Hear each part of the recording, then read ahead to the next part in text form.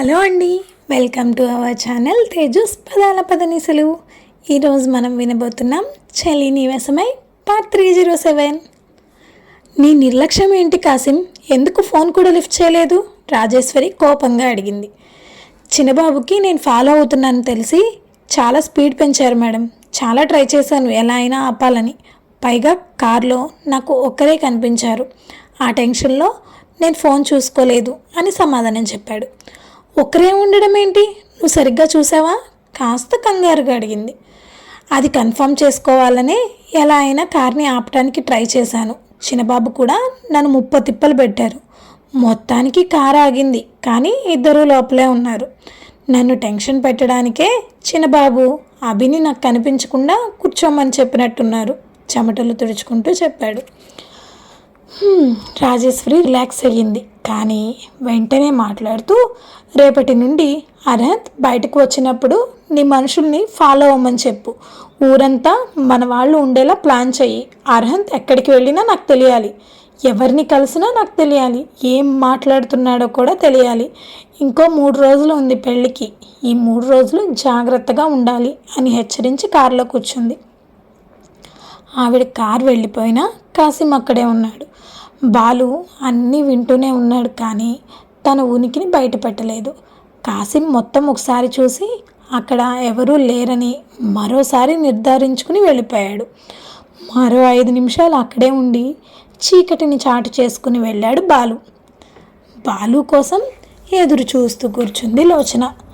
బాలుని చూడగానే ఎదురు వెళ్ళింది. చిన్నగా నవ్వి, ఏం ప్రాబ్లం లేదు, నువ్వు ఇంకా రిలాక్స్ అవ్వు అన్నాడు నెమ్మదిగా. భయం వేసింది బాలు, అంది లోచన. ఎందుకు? పెద్ద జాదు కదా బావా, మాయ చేసేస్తాడు. ఇప్పుడైతే కోపం అనే ముసుగు వేసుకున్నాడు. రేపటి నుంచి కాస్త జాగ్రత్తగా ఉండాలి. ఆవిడ ఊరంతా తన వాళ్ళని పెట్టమంటుంది. కాసింకి ఆర్డర్స్ ఇచ్చింది. బావకు కూడా చెప్పాలి ఈ విషయం అన్నాడు. ఫోన్ మాట్లాడడం కష్టం కదా అంది. మాధవ్ వస్తున్నాడు, నేను మీట్ అవ్వడానికి వెళ్తున్నాను. మాధవ్కి చెప్పిస్తాను. నువ్వేం ఆలోచించకుండా రిలాక్స్గా పడుకో అని లోచనకి చెప్పి మాధవ్ ఎక్కడి వరకు వచ్చాడో తెలుసుకోవడానికి ఫోన్ చేశాడు. వచ్చేసాను, ఒక్క 2 నిమిషాల్లో ఇంటి ముందు ఉంటాను అన్నాడు మాధవ్. అన్నట్టుగానే వచ్చేశాడు మాధవ్. త్రిలోచన అంటూ సంతోషంగా లోపలికి వచ్చి భారతి పంపించినవి అన్నీ లోపల పెట్టించి, నానమ్మ పంపించింది, నిన్ను జాగ్రత్తగా ఉండమని చెప్పింది. డెలివరీ అవ్వగానే వచ్చేస్తాను అన్నారు. ఇప్పుడు వచ్చినా అర్హంత్కి డౌట్ వస్తుందని ఆవిడ గొడవ చేస్తుంది కదా, అందుకే రాలేదు. నిన్ను కంగారు పడకుండా జాగ్రత్తగా ఉండమని మరీ చెప్పింది. అన్నయ్య, నేను బాగానే ఉన్నాను, మీరు కంగారు పడకండి అంది నవ్వుతూ. లోచన మొహంలో నవ్వు చూసి అనుమానం కలిగింది మాధవ్కి.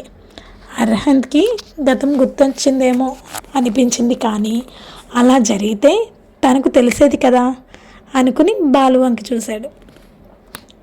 నీతో మాట్లాడాలి రా అని గదిలోకి తీసుకెళ్ళి అర్హంత్కి నిజం ఎలా తెలిసిందో చెప్పాడు.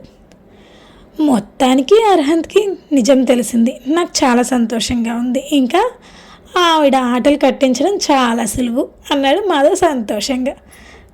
పిల్లల గురించి మర్చిపోతున్నావు మాధవ్ నువ్వు. వాళ్ళని అడ్డుపెట్టుకునే కదా మన నోరు మూయించింది ఆవిడ. ఆ పిల్లలు ఎక్కడ ఉన్నారో ఇప్పటికి కూడా తెలియలేదు. ముందు వాళ్ళ గురించి తెలుసుకోవాలి. అప్పటి వరకు మనం జాగ్రత్తగానే ఉండాలి. పైగా ఆవిడ స్వీటీతో బావ పెళ్లి చేయాలని గట్టిగా ప్లాన్ చేసింది అని జరిగిన విషయాలు అన్నీ ఒక్కొక్కటిగా చెప్పి, ఆవిడ కాసింతో మాట్లాడిన మాటలు కూడా చెప్పి బావని జాగ్రత్తగా ఉండమని చెప్పాడు. ఫోన్ స్టాప్ చేపించింది. అక్కడ ఎవరు మాట్లాడుతున్నా అన్నీ ఆవిడ వింటుంది. మనం ఫోన్స్ మాట్లాడుకోవడానికి కూడా వీలు లేదు. పిల్లల్ని క్షేమంగా రక్షించే వరకు మనం జాగ్రత్తగా ఉండాలి అని చెప్పాడు బాలు. నేను జాగ్రత్తగానే ఉంటాను, వెళ్తున్నాను కదా.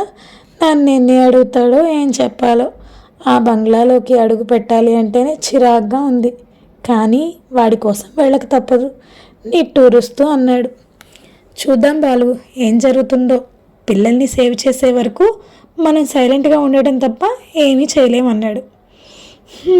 నిజమే, హరికి ఇంతవరకు ఒక్క క్లూ కూడా దొరకలేదా? లేదు, ఆవిడ కాసిం మనుషుల్ని ఈ పనికి యూజ్ చేసుకోలేదు, వేరే వాళ్ళని తీసుకొచ్చింది. ఒక్క క్లూ కూడా దొరకలేదు ఇప్పటి వరకు. ఖచ్చితంగా దొరుకుతుంది, మనం హోప్ వదులుకోకూడదు. మీరు జాగ్రత్తగా ఉండండి, సెక్యూరిటీని అలర్ట్గా ఉండమని చెప్పు అని వాళ్ళకి బాయ్ చెప్పి మహల్ వైపు ప్రయాణమయ్యాడు. అర్హంత్ వెళ్ళడమే చిరాగ్గా మహల్లోకి వెళ్ళాడు. కనిపించిన ఫ్లవర్ వాజ్ని విసిరికొట్టి తన కోపాన్ని ప్రదర్శించాడు. ఆ సౌండ్కి బయటికి వచ్చిన వాళ్ళని చూసి, అమ్మా, ఏమనుకుంటుంది నానమ్మ నా గురించి? నేనేమన్నా చిన్నపిల్లాడిని అనుకుంటున్నారా? నా వెనక కాసిమ్ని పంపించింది, నన్ను ఇరిటేట్ చేయాలని చూస్తున్నారా అని ఆవేశంగా అరిచాడు. చందు, అలా అరవకు, తలనొప్పి వస్తుంది. నీకేమవుతుందో అన్న భయంతో పంపించి ఉంటారు. నీ సేఫ్టీ కోసమే కదా చందు అని నెమ్మదిగా చెప్పారు శారద. నాకు అలా అనిపించడం లేదమ్మా, నా వెనక ఏదో జరుగుతుందని అనిపిస్తుంది. ఎప్పుడూ లేనిది సెక్యూరిటీ ఏంటి? నన్ను బయటకు వెళ్ళనివ్వకుండా అడ్డుకోవడం ఏంటి? ఇవన్నీ చూస్తుంటే నిజంగానే నా వెనక ఏదో జరుగుతుంది అనిపిస్తుంది.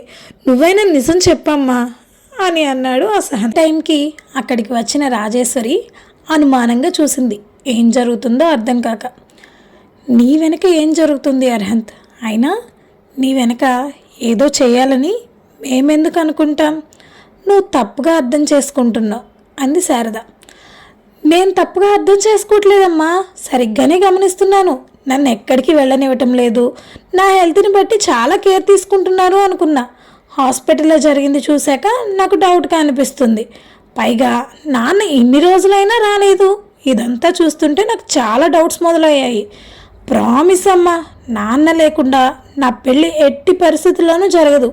ఆ తర్వాత మా పరువు పోతుంది, స్వీటీ జీవితం నాశనం అవుతుంది అని మీరు నన్ను ప్రెజర్ చేసినా నేను పెళ్ళి మాత్రం చేసుకోను.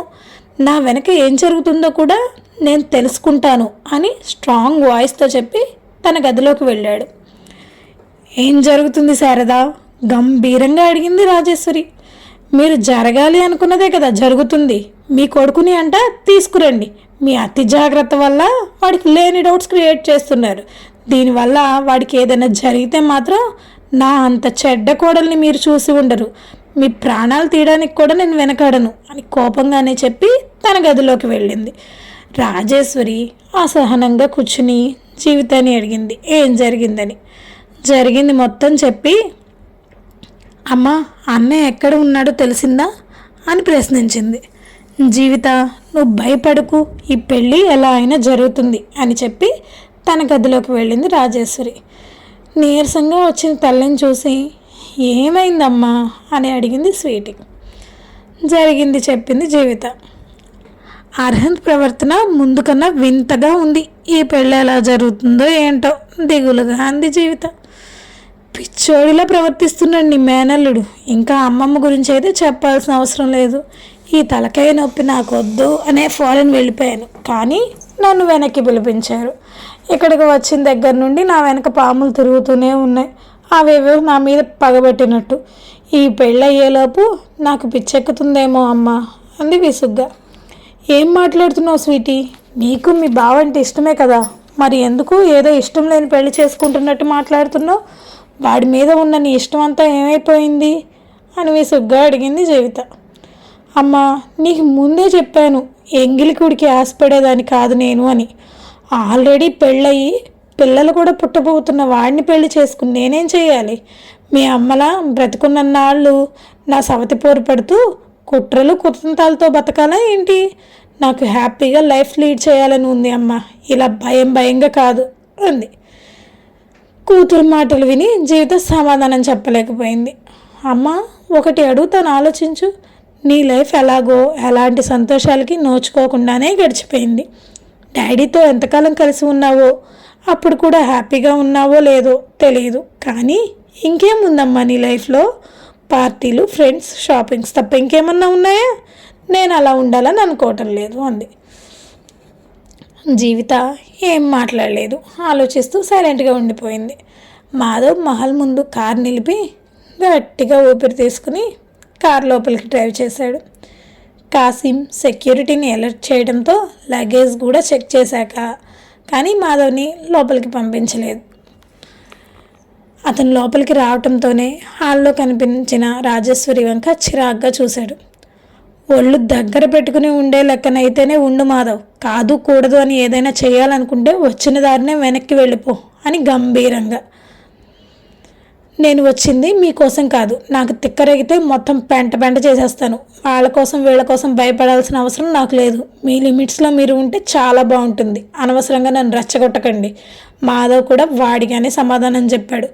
మాధవ్ కోపంగా లేచింది రాజేశ్వరి. రే మాధవ్, ఎప్పుడనగా వస్తామని చెప్పావు, ఎప్పుడు వచ్చావు? ఇంత లేట్గానా వచ్చేది అంటూ వెళ్ళి హత్తుకున్నాడు అర్హంత్. నేను వచ్చి చాలాసేపు అయింది, కానీ సెక్యూరిటీ చెక్ అయ్యేసరికి కాస్త ఆలస్యమైంది. ప్రైమ్ మినిస్టర్ కూడా ఇంత సెక్యూరిటీ ఉండదేమో అన్నాడు వెటకారంగా. నీకెందుకురా సెక్యూరిటీ చెక్? ఫోన్ చేయాల్సింది కదా. నానమ్మకి తెలియదేమో నీ గురించి. అయినా కాసిం కాకి తెలుసు కదా నువ్వు అన్నాడు. ఎవరికి తెలిస్తే ఏంలే, అయినా నీకోసమేలే సెక్యూరిటీ చెక్. చెప్పు, ఎలా ఉన్నావు? ఇప్పుడు ఎలా ఉంది అని అడిగాడు. ఫైన్, కానీ నేను చెప్పింది తీసుకొచ్చావా? అయినా ఇంతవరకు నా మీద అటాక్ చేసిన వాళ్ళ గురించి తెలుసుకోలేకపోవడం ఏంటి? ఏం చేస్తున్నావు మాధవ్? నువ్వు కూడా సైలెంట్ అయిపోతే ఎలా అని అడిగాడు. మీ నాన్నమ్మ గారు మొత్తం ఆవిడనే చూసుకుంటాను అన్నారు, సో నేను ఇన్వాల్వ్ అవ్వలేకపోయాను. అయినా ఇప్పుడు నువ్వు అడిగావు కదా, నువ్వు అడిగినవన్నీ తీసుకొచ్చాను. ఇంకా నిన్ను ఆపేవాళ్ళు ఎవరు చెప్పు? నీ మీద అటాక్ చేసేవాడు సప్త సముద్రాలు దాటి కలుగులో దాక్కున్నా తీసుకొచ్చేస్తావు అన్నాడు మాధవ్ నవ్వుతూ. తీసుకొస్తానురా, అసలు ఇదంతా జరగడానికి కారణమైన వాడు ఎవడైనా వాడిని వదిలే ప్రసక్తే లేదు అన్నాడు అర్హంత్. మరి ఇదంతా చేసింది ఎవరై ఉంటారు? వాడిని అర్హంత్ పట్టుకోగలరా? తెలుసుకుందాం మనం మరో అప్డేట్లో. అంతవరకు వేచి ఉండండి. ఈ అప్డేట్ మీద మీ రివ్యూని కామెంట్ రూపంలో తెలియచేయండి. మా వీడియో కనుక మీకు నచ్చినట్టయితే లైక్ చేయండి, కామెంట్ చేయండి, సబ్స్క్రైబ్ చేయండి, బెల్ కొట్టండి.